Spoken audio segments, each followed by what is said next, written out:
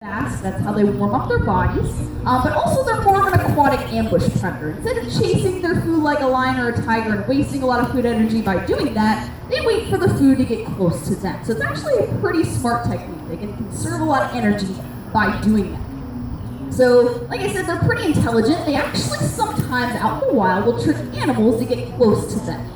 When an alligator or other crocodilian is in hunting mode, most of the time they kind of just sit in the water for a long period of time. You'll notice the top of their body is very dark in complexion. They can blend in the murky, swampy water where they're native to. When they're in that hunting mode, most of the time they just keep their head above the water. The rest of them is submerged in the water.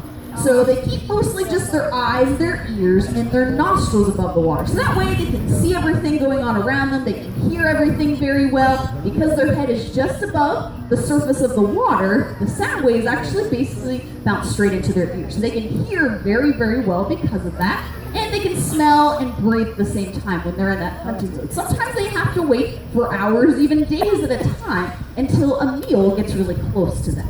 But a lot of the time out in the wild, like I said, they trick animals to get close to them out in the wild. They wait until the nesting season, and they'll hold different nesting materials in their mouth, like leaves and sticks and stuff.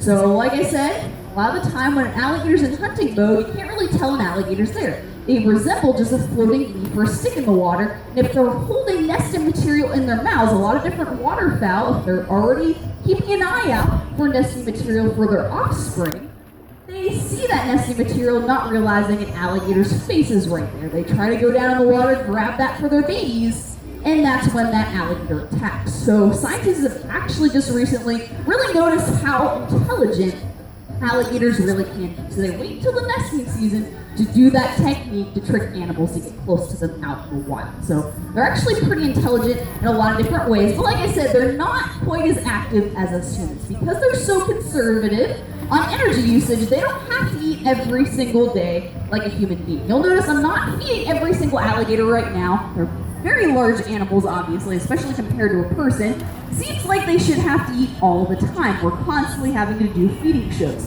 That's not the case, though. Just a couple pieces of the chicken that we feed to the alligators